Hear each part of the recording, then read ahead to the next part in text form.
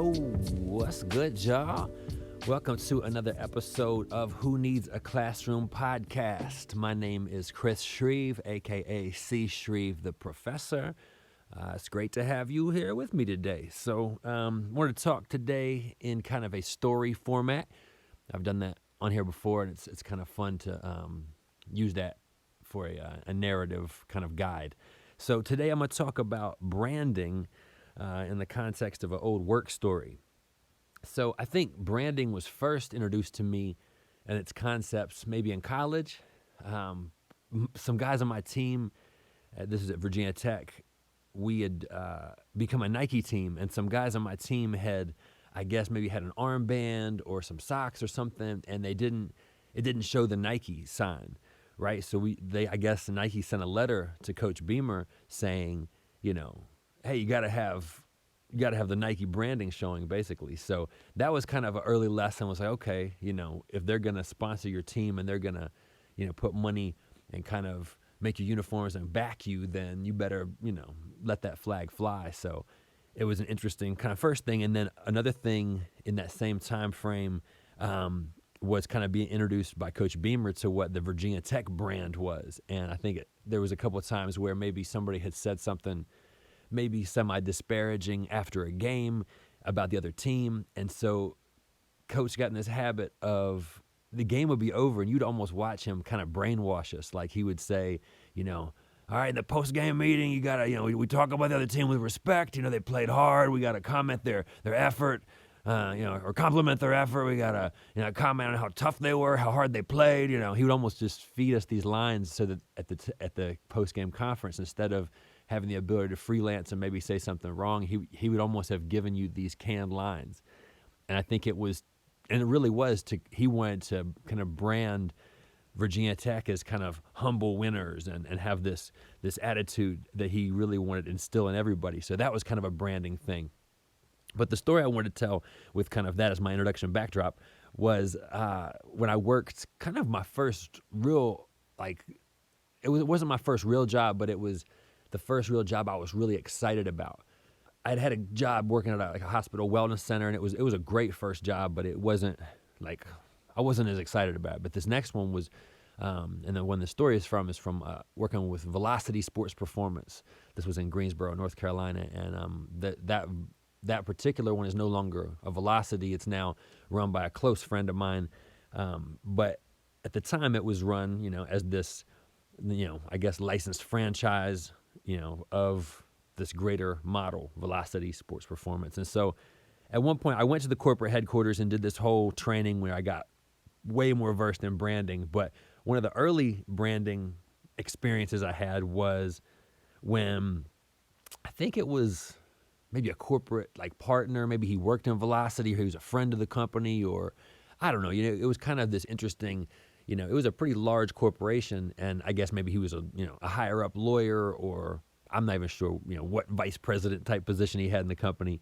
But anyways, he came to kind of give me some time because I was the sports performance director. I had to have the ability to work with clients and these kids one-on-one, help them with their training, but also serve as this business liaison with the owner and with the management and all this.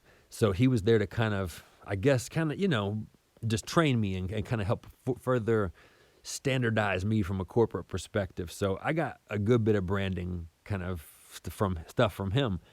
And so this one-on-one with this kind of OG businessman type, we had some one-on-one time, and we had some time with my owner / kind of boss, basically.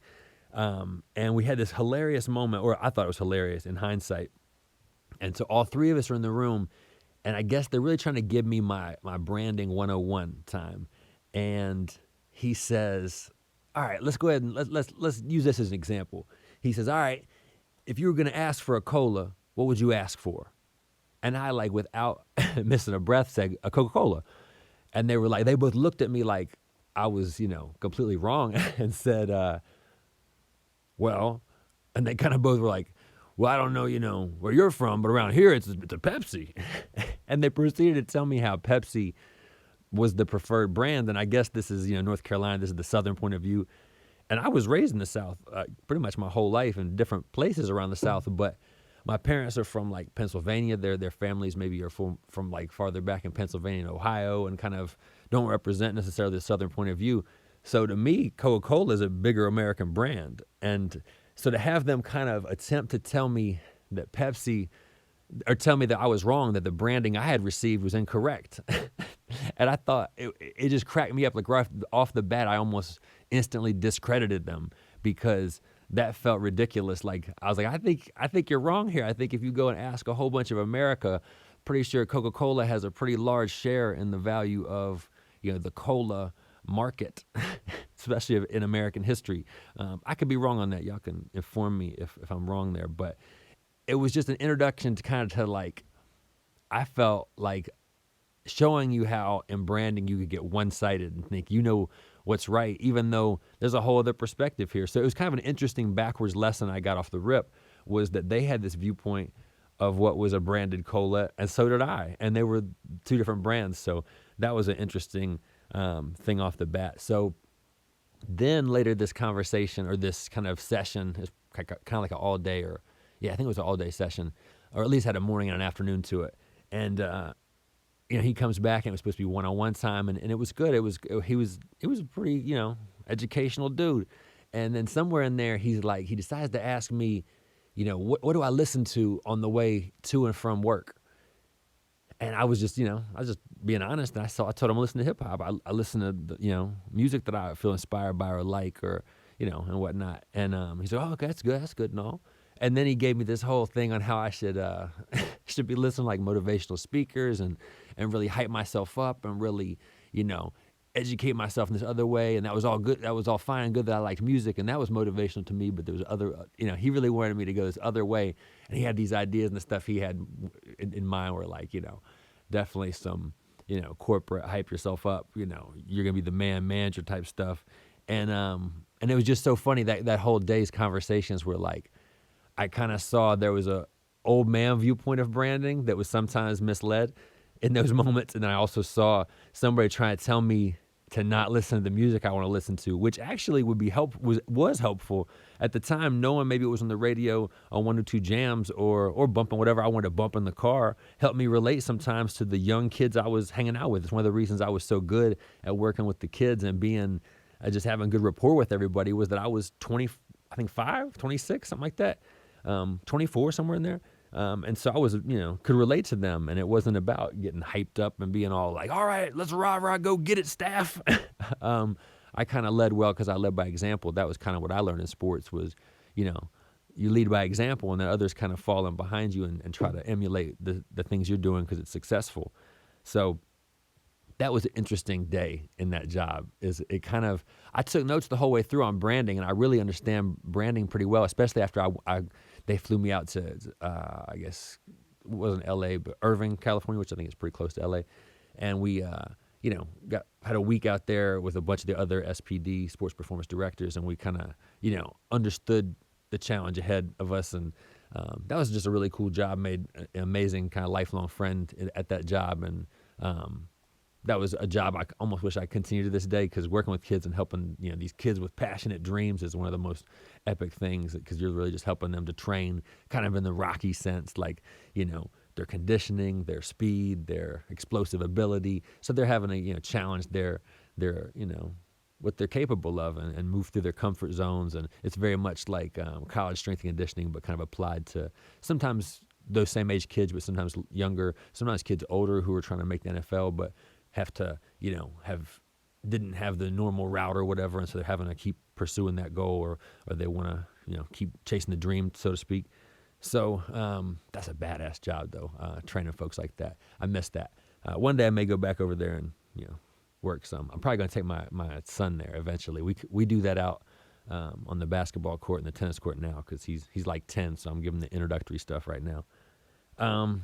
So this was mainly about branding and kind of just this idea. I think that was very much a kind of a keyword term, pop culture term for artists and whatnot, because artists and bands and folks in the music sphere, I mean, your band or your artist name, that's your brand, and so it ends up being, are you consistent? Do you show up on time? Are you a good performer? Do you engage with the crowds? They start to know, and they book you because they know when this band shows up, when this act shows up, they kill, they bring a crowd, they sell their merch, they're professional, all these things. That kind of becomes attached to your name as an artist, and that's your brand. So if you don't understand branding, the internet's filled with things about this. But I had an interesting story where I definitely got the messages of what branding is, but in the process, I kind of learned how misinterpreted your message can be, or folks' ideas about what is successful branding and whatnot. So it was an interesting day at the job. If you've tried to hustle as a rapper or as, say, a small town promoter, trying to make some shows pop off, you've experienced this of trying to, have your name or your series of events have some value. You have to really kind of build every show upon the next one. Same type of thing happens for the young rapper with his releases, or with a band with their albums, or whatever it might be with release schedules. It's kind of showing people you're consistent and you're, this is what you are and this is where you're going, and then they kind of want to come back for more. A podcast is like that too. Starting a podcast, you're trying to keep up with it weekly, and each one is kind of building on the next, and that becomes what you're about, or whatever, those things that start to stand out and kind of shine through. So if you're trying to brand yourself, look up some information about that. It's helpful to kind of be informed, as it is in every other case. So I wasn't really so much giving you a full education on branding here, but I had an interesting time being educated about branding in my life, especially through folks who thought they knew all about how it worked. So sometimes, you got to pay attention, but then also kind of take notes in your own way in your brain and not get brainwashed. Just kind of end up allowing the good things they do have to inform your perspective in a new way. So the trip out to LA was actually really informative. I really enjoyed that. It kind of helped to provide counterbalance to the one-on-one stuff with the OG and with my boss, who really, really tried to, I think for like a good 30 or 40 seconds, or maybe a minute or two, tried to explain to me how Pepsi was definitely the dominant branding around this area. And I was kind of like, I guess, I decided to kind of, agree to disagree about the end. But anyways, good talking with y'all. Hope y'all are doing well. Continue to take care of yourselves. Continue to distance. Continue to wash your hands consistently and often. Continue to wear your masks. Continue to make good choices. Matters, as you know, out here every day. So thank y'all. Hope y'all are well. Peace. Who needs a classroom? You do. I do. We do. Peace, y'all.